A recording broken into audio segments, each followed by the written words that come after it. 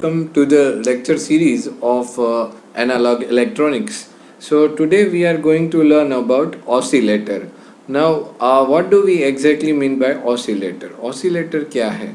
Oscillator जो है वो क्या करेगा? तो कोई एक पर्टिकुलर पॉइंट ऑफ टाइम के आसपास या फिर ऐसे बोल सकते हैं कि कोई एक पर्टिकुलर के वैल्यू के आसपास वो वेरी करेगा, बढ़ेगा घटेगा, बट जब भी वो बढ़ेगा और घटेगा दोनों का जो एम्पलीट्यूड रहेगा वो सेम रहेगा. ठीक है, तो ये जो चीज़ है उसको हम ऑसिलेटर बोलते हैं या फिर उसको ऑसिलेट होना मतलब जो कोई भी एक फ्रीक्वेंसी है वो एक पर्टिकुलर रेंज के अराउंड ऑसिलेट करती रहती है. तो ये जो चीज़ें हैं उसको हम ऑसिलेटर बोलते हैं. ऐसी चीज़ें हमें कहाँ और कैसे यूज़ करनी पड़ेगी वो सब चीज़ें हम इस सेशन के अंदर समझेंगे. तो जो बेसिक कंसेप्ट है वो आज समझेंगे. क्या है ऑसिलेटर, बेसिक प्रिंसिपल क्या है, और इन सब दोनों में से हमें पढ़ना जो है वो RC type phase shift oscillators जो हैं वो पढ़ने हैं. ठीक है, तो एलसी वाले जो है वो आपके सिलेबस में नहीं है. रिलैक्सेशन ऑसिलेटर आप पावर इलेक्ट्रॉनिक्स के अंदर ऑलरेडी पढ़ेंगे. तो सबसे पहले डिस्कस करते हैं कि ऑसिलेटर क्या है. Oscillator is an electronic circuit that generates a periodic wave form on its output without an external signal source. It is used to convert DC to AC. DC जो दे रहे हैं उसको आप एसी के अंदर कन्वर्ट कर सकते हैं. Oscillators are circuits that produce a continuous signal of some type without the need of an input. हमें यहाँ पे इनपुट की आवश्यकता नहीं रहेगी अगर ये जो एक कंटिन्यूस सिग्नल है वो रहेगा तो. These signals serve a variety of purposes like communication systems के अंदर हमें यूज़ करेंगे, डिजिटल सिस्टम्स के अंदर इंक्लूडिंग कंप्यूटर्स के अंदर. कंप्यूटर्स के अंदर कहाँ पे आता है क्रिस्टल ऑसिलेटर जो रहता है. कंट्रोलर जब भी आप पढ़ोगे तो उसके अंदर क्रिस्टल ऑसिलेटर जो है वो वर्क करता है. तो ये जो क्रिस्टल ऑसिलेटर है उसको आप यूज़ कर सकते हो. And test equipment make use of oscillator. Testing equipments जो भी रहेंगे हमारे वो सभी ऑसिलेटर्स का यूज़ करते रहेंगे. तो ऑसिलेशन क्या है? An effect that repeatedly and regularly fluctuates about the mean value. कोई एक मीन वैल्यू है उसके अराउंड में ये बढ़ेगा घटेगा but it will be the same amplitude in the same amplitude. Oscillator circuit that produces oscillation. Oscillation means यहाँ से गया वहाँ से वापस ये कंटिन्यूसली जो है वो आता रहेगा या मिलता रहेगा हमें. ठीक है, तो ये जो चीज़ें हैं उसको हम ऑसिलेटर बोलते हैं. तो इसकी कैरेक्टरिस्टिक्स क्या रहेंगी? तो इसकी कैरेक्टरिस्टिक्स के लिए आपको पता चलेगा कि वेव शेप जो है वो मेंटेन रहना चाहिए, फ्रीक्वेंसी सेम रहनी चाहिए, एम्पलीट्यूड रहना चाहिए, डिस्टॉर्शन नहीं होना चाहिए और स्टेबल ऑपरेशन मतलब एक स्टेबल आउटपुट जो है वो प्रोवाइड करना चाहिए. तो ये सब चीज़ें हैं ऑसिलेटर्स की कैरेक्टरिस्टिक्स को डिस्क्राइब करती हैं. Now let's get understand the application of oscillators. Application में आप देखोगे तो मैंने बताया ऑलरेडी कि RF carrier, transmitter, clocks and digital systems मतलब कि डिजिटल सिस्टम्स के अंदर यूज़ हो रहा है. Sweep circuits and TV sets and CRO. whenever and wherever we require the oscillation of the signal then we will use the oscillator. That is the simplest definition of the application of the oscillators. Right now oscillators means what? Oscillators are circuit that generate periodic signals. See, this one is called as the periodic signal. क्यों periodic बोल रहे हैं? क्योंकि एक ही stage जो है वो repeatedly एक पर्टिकुलर पॉइंट ऑफ टाइम के बाद रिपीट हो रहा है. तो that's why we call it a periodic stage or we can say the periodic signal, right? An oscillator converts DC power from the power supply into AC signal power spontaneously without the need of an AC input source. Clear है? वो क्या करेगा? Oscillate करता रहेगा एक ही चीज़ पे. ये जो सिग्नल बोलते हैं उसको हम रैंप सिग्नल बोलते हैं, बट ये क्या है? रिपीट हो रहा है एक पॉइंट ऑफ टाइम पे, तो इसको हम रिपीटेटिव रैंप वेवफॉर्म भी बोल सकते हैं. ठीक है. An oscillator is a circuit that produces a repetitive signal from a DC voltage and the feedback oscillator relies on a positive feedback of the output to maintain the oscillations. Okay हमें oscillations maintain कर रहे हैं तो उसके लिए क्या चाहिए होगा, तो हमें फीडबैक चाहिए होगा। तो ये कौन सा वाला, तो पॉजिटिव वाला, जो उसको अच्छे से क्या है फीडबैक दे सके कि अभी जो है value particular point of time के से ज़्यादा हो गई है या कम हो गई है, तो उसको उस तरीके से जो है वो प्रिवेंटिव एक्शंस ले सकता है। ठीक है, the relaxation oscillator makes use of an RC timing circuit. RC timing circuit जो है वो ऑलरेडी फॉर्म हो रहा है। तो आरसी टाइमिंग सर्किट क्या है, वो एक टाइम कांस्टेंट है जो जिसको हम टॉ टाइम कांस्टेंट ऐसे या फिर उसको पर्टिकुलर वैल्यू के लिए समझते हैं कि अभी जो है वो कैपेसिटर चार्जिंग या डिस्चार्जिंग मूवमेंट पे वो टाइम कांस्टेंट डिपेंड कर रहा है, और उस तरीके से जो आउटपुट में डिले मिलता है उसको हम टाइम कांस्टेंट बोल रहे हैं। ठीक है, तो ये सब चीज़ें रिलैक्सेशन ऑसिलेटर आपको आगे पावर इलेक्ट्रॉनिक्स में आएगा। अभी let's get into the types of the oscillators. See, first of all we have to study these two types. First is Wien bridge and phase shift. Okay, we don't bother about this all three, all two particular we can say the oscillators, like this one is not we are going to understand. Okay, so these are the basic type of LC oscillators, and in that there are three types of oscillators. Okay, for the particular exam purpose of government you need to learn this, but as we are only referring to the syllabus of the GTU, so we are not going into these conditions. Let's get to understand about the linear oscillator. See, this is called as the simple type of a oscillator. See, in this figure you can say this one is amplification and this one will be the beta, that will be gain of the feedback gain is denoted by the beta, and the amplitude gain is denoted by A. So switching oscillators, another approach to oscillator design. It employs active devices as switches rather than linear amplifiers. Clear? And linear oscillators produces an approximately sinusoidal output due to this particular feedback system. Okay, feedback system की वजह से क्या करेगा, एक purely sinusoidal output जो है वो present करता है। ठीक है, तो ये सब चीज़ें हैं, ये थोड़ी बेसिक सी चीज़ें हैं जो हमें सीखनी है। Integrant of linear oscillators, in this condition you can see that frequency selective feedback network is used.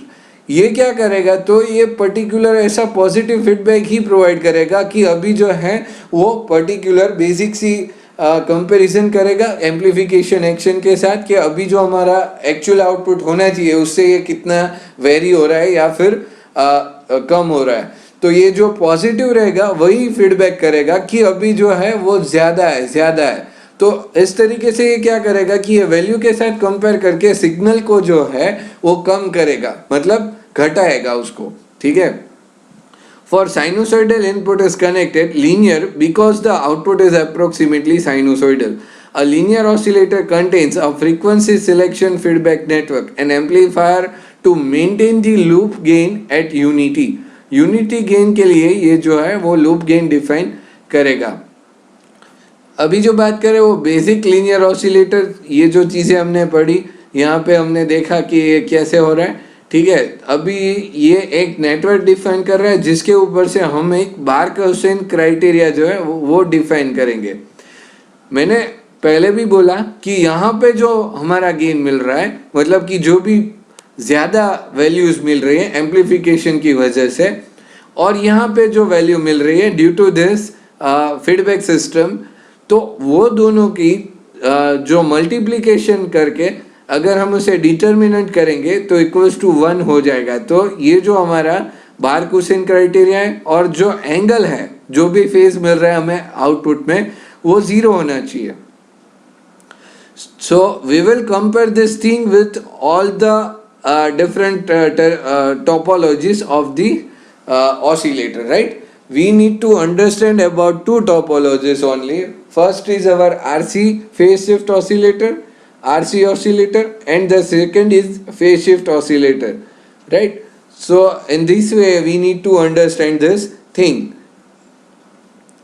तो ये एक बेसिक सी चीज़ें हैं, पॉजिटिव फीडबैक कैसे मिल रहा है और आउटपुट जो मिल रहा है हमें VE, VE यहाँ पे है, ठीक है, तो वो कितना मिलेगा, तो VS प्लस VF जितना, VS यहाँ से आप दे रहे हो और VF जितना मिलेगा।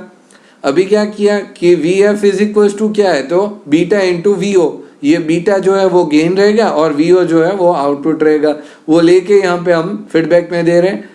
अभी ये चीज़ को हम कहाँ रखेंगे, तो टोटल जो आउटपुट मिल रहा है उसके अंदर वो इक्वेशन क्या रहेगा, VA इंटू VE, तो VE क्या है, VS प्लस VF, और उन सब चीज़ में ये सब हम पुट करेंगे, तो finally we will conclude this thing at the final whenever we come to this point. ये क्या है, तो ये जो पूरा हमारा ऑसिलेटर है उसका क्लोज लूप गेन हमें कितना मिलेगा depending on the feedback system. तो ये सब चीज़ें आप समझ सकते हो। तो इस तरीके से पूरा जो है वो बेसिक प्रिंसिपल्स ऑफ ऑसिलेशंस भी हम डिफाइन कर सकते हैं। तो यहाँ पे आप देख रहे हो कि ये जो पूरा मिल रहा है वो हमें लूप गेन मिल रहा है, जो AF upon AF of S से डिनोट हम कर रहे हैं, ठीक है। क्या लिख सकते हैं, तो ये सब चीज़ें हम बेसिक सी हैं, वो लैप्लास ट्रांसफॉर्म किया है, वो सब चीज़ें हम नहीं भी करेंगे तो भी चलेगा, it's okay. We just bother about the final output of the equation, right. तो अभी यहाँ पे जो हमें बारकुसेन क्राइटेरिया मिल रहा है वो इस तरीके से है। तो ये जो कंडीशन है वो ऑसिलेशन के लिए ज़रूरी है कि हमें अगर ऑसिलेशंस चाहिए तो इस क्राइटेरिया को हमें फुलफिल करना पड़ेगा, कोई भी टोपोलॉजी हम यूज़ कर रहे हैं तो। The frequency of oscillation is solely determined by the phase characteristic of the feedback loop. The loop oscillates at the frequency for which the phase is zero. Phase जहाँ पे जीरो हो रहा है उसके अराउंड में ये क्या करता है, ऑसिलेट कर रहा है। हमें पता है ये बेसिक एक एक्सिस हम ले रहे हैं और उसके अराउंड जो है वो हमें कंटिन्यूसली जो है ये ऑसिलेशंस मिलते रहेंगे। मेरे से इतना अच्छा नहीं ड्रॉ हुआ पर आप समझ सकते हो कि मैं क्या कहना चाह रहा हूँ। ये जो एम्पलीट्यूड है वो और यहाँ का एम्पलीट्यूड जो है वो सब सेम रहना चाहिए, जो भी जितना ऊपर गया है उतना ही नीचे जाना चाहिए। तो ये सब चीज़ें आपको बेसिक्स हैं तो वो समझ में आ जाएंगी। Frequency for which the phase is zero, whenever the phase will be zero it will oscillate around that particular value, right? And this one is called as the Barkhausen criteria, that is for the another way that we need not to bother about.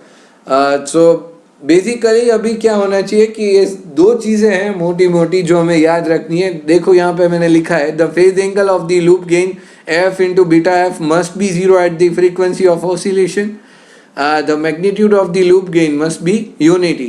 ये दो चीज़ें follow होनी चाहिए। The real part of AF into beta f must be unity and the imaginary part of AF into beta f must be zero. So this way the Barkhausen criteria must be followed, and then only we can able to understand that how particular our circuit is performing. So the basic principles of the oscillation are this. The feedback oscillator is widely used for generation of sine wave signals. Sine wave जहाँ पे हमें चाहिए वहाँ पे feedback oscillators हम generally use करते हैं। The positive feedback arrangement maintains the oscillations. जो पॉजिटिव फीडबैक दे रहे हैं वो क्या कर रहा है कि ऑसिलेशंस को एंश्योर करता है और आउटपुट में दे रहा है। And the feedback gain must be kept to unity to keep the output from distorting. A या बीटा दोनों की वैल्यू जो है वो कैसी रखनी चाहिए, जिस तरीके से इक्वल्स टू 1 आए। तो सिंपल सी चीज़ें हैं, दोनों ही 1 होना चाहिए तो ही हमें आउटपुट 1 मिलेगा, ठीक है। And then only the oscillations will be possible at the output condition. ये सब बेसिक सी मैथ्स है जिसको आपको समझना है खुद से ही। ये मैंने बता दिया है, बाकी आप बुक से भी रीड कर सकते हो। पर ये सब चीज़ें अगर नहीं समझ में आ रही तो उसको आपको थोड़े से अच्छे से थोड़ा डीप स्टडी करना पड़ेगा, जो भी बुक में दिया है उसको। यहाँ पे आप बेसिक प्रिंसिपल देख रहे हो कि ये एम्पलीफायर है और यहाँ पे एक फीडबैक सर्किट है। नॉन इन्वर्टिंग एम्पलीफायर जो है वो यहाँ पे हमने यूज़ किया है और पर्टिकुलरली आउटपुट हम ले रहे हैं। यहाँ पे हमें इन्वर्शन नहीं चाहिए, फेज रिवर्सल 0 होना चाहिए, पहले ही हम बात कर चुके हैं। इसी वजह से हम नॉन इन्वर्टिंग एम्पलीफायर जो है वो यूज कर रहे हैं। So the design criteria must be followed in this way, that the A beta is equals to only 1, and the total phase shift of the loop gain must be n multiplied by 360 degree. N is equals to 0, 1, 2. So this way it can be RC feedback oscillators are generally limited to the frequencies of 1 megahertz or less. जो है वो 1 megahertz तक का ही मिल रहा है। RC phase oscillators that we will discuss are the Wien bridge and the phase shift. Okay, तो let's get understand the particular Wien bridge oscillator. देखो यहाँ पे आप देख रहे हो कि ये एक वेन ब्रिज ऑसिलेटर है। ये जो पूरी चीज है उसको हम वेन ब्रिज बोलते हैं। ये दोनों जो आपने स्क्वायर्स यहाँ पे देखे, ऐसी सब चीजें कहाँ पे यूज होंगी? तो वेन ब्रिज जनरली मेजरमेंट के लिए हम यूज करते हैं। वेन ब्रिज का यूज ये रहता है कि वो इम्पिडेंस या इंडक्टेंस दोनों जो है वो मेजर करके दे सकता है, और इंडक्टेंस और कैपेसिटेंस दोनों मेजर करके दे सकते हैं कि यहाँ पे हमारा जो इंडक्टेंस या इम्पिडेंस टोटल हमें फाइंड करना है वो कितना है। कैसे पता करेंगे? तो अननोन वैल्यू जो है वो उसके साथ कनेक्ट करेंगे और हम मेजर कर सकते हैं। बट यहाँ पे हमने जो लिया है वो कोई डिफरेंट पर्पस के लिए हमें दिया गया है, या फिर यही कॉन्फ़िगरेशन को आप ऐसे भी समझ सकते हो कि ये जो एक आइडियल वोल्टेज एम्पलीफायर है जो गेन एवी जितना गेन दे रहा है, ठीक है। यहाँ पे हम इनपुट दे रहे हैं, यहाँ से हम आउटपुट, ये वाला जो है वो फीडबैक नेटवर्क है जो पर्टिकुलरली हमारा एक वेन ब्रिज है जिसको हमने इस तरीके से कनेक्ट किया है। आप देख सकते हो कि एक कैपेसिटर है, रेजिस्टर है, एक कैपेसिटर और रेजिस्टर, यहाँ पे दोनों पैरेलल में है और यहाँ पे दोनों सीरीज में है। तो अभी क्या होगा कि अभी हमें यहाँ पे देखना है कि ये क्या करेगा। तो आप समझ सकते हो कि इसका एक पर्टिकुलर गेन है, इसका भी एक पर्टिकुलर गेन है। तो कैसे मिलता है गेन? Let's understand. ए के लिए हम ये लिख सकते हैं 1 + R2/R1, और बीटा के लिए हम ये लिख सकते हैं ZB/ZP + ZS। यहाँ पे ZP क्या है? R/1 + SRC, या फिर आप JωRC भी लिख सकते हो अगर आपको वो समझ में आ रहा है तो। यहाँ पे ZS = 1 + JωRC और यहाँ पे JωC।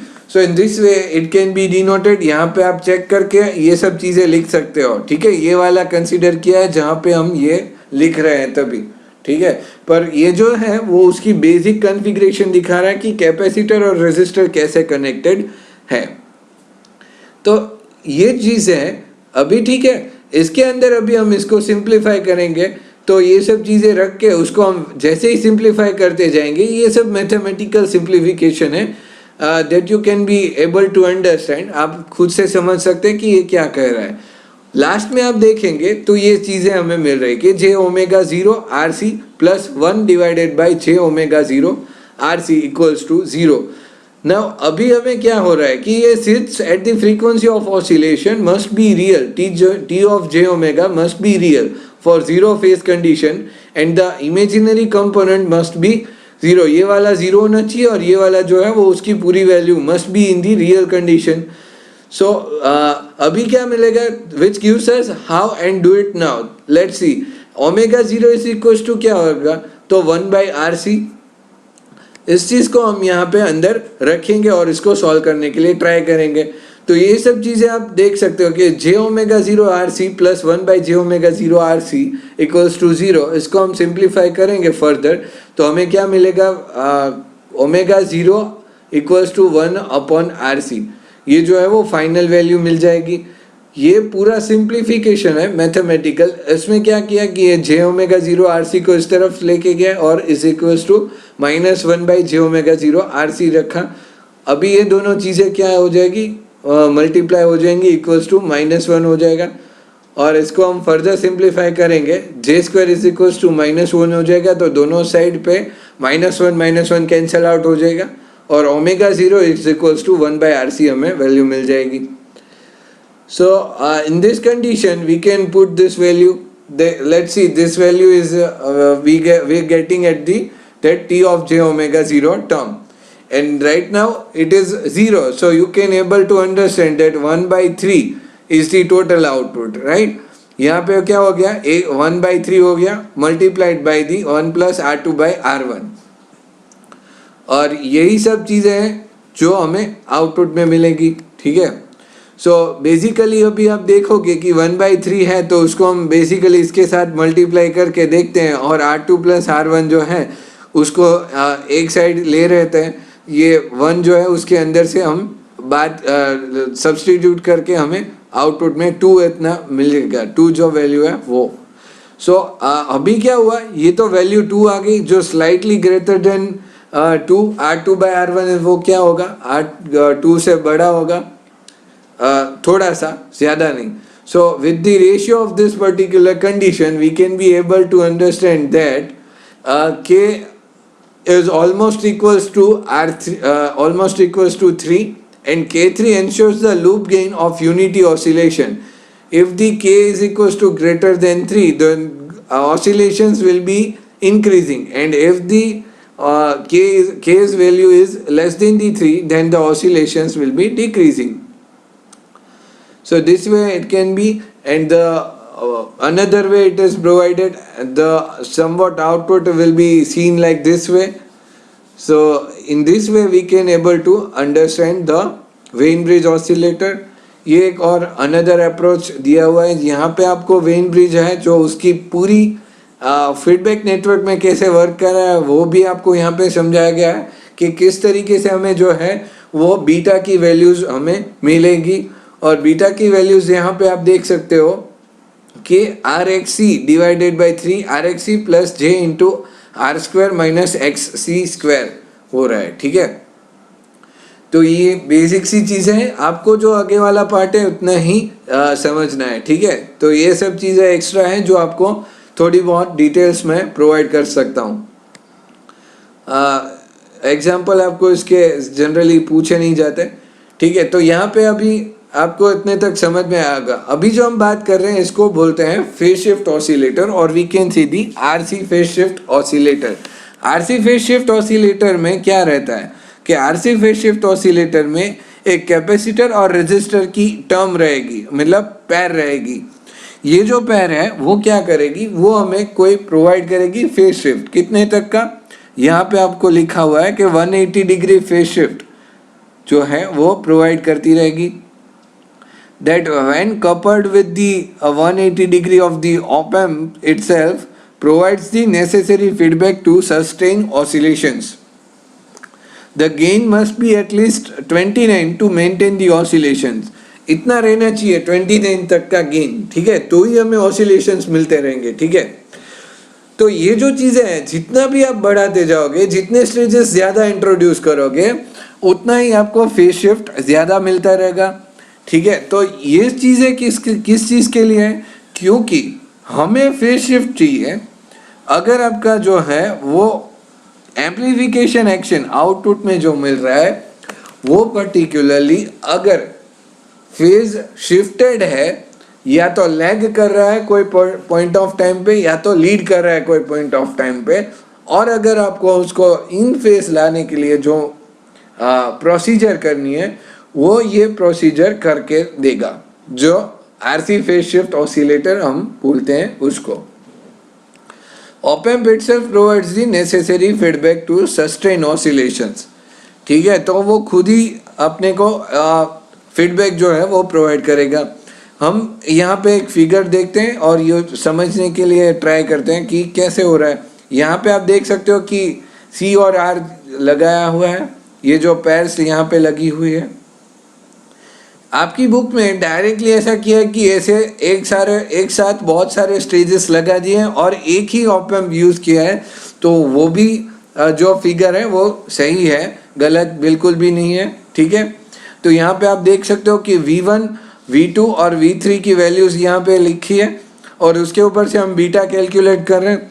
हमें ये सब चीज़ में नहीं पढ़ना, हमें क्या देखना है कि A और बीटा की वैल्यू हमें कितनी मिल रही है, ठीक है। तो यहाँ पे A और बीटा की value R2 by R multiplied by j omega RC plus divided by 1 plus j omega RC।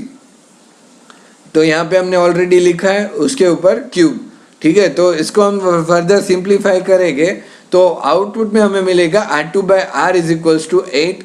The gain greater than 8, the circuit will spontaneously begin oscillating and sustain oscillation. After some time, it will start decreasing.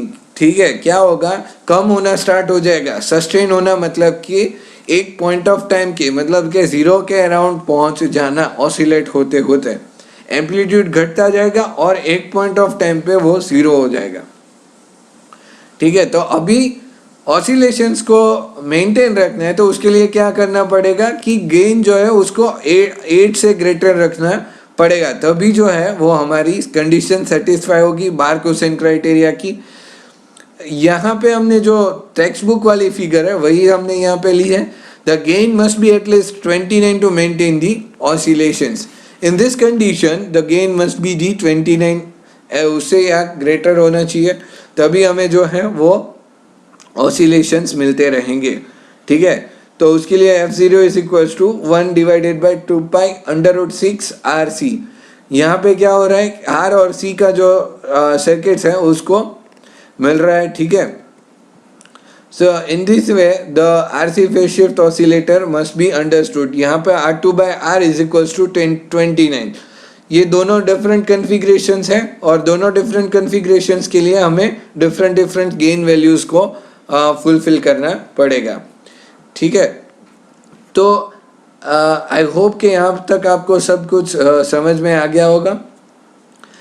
ये अगर आपको ये video देख के कुछ थोड़ा बहुत knowledge increase हुआ है आपका, और आपको आगे जाके ये इस तरीके के वीडियोस आपको ज़्यादा देखने हैं, तो आप मेरी चैनल को सब्सक्राइब कर सकते हैं और ये वीडियो को लाइक और शेयर करें।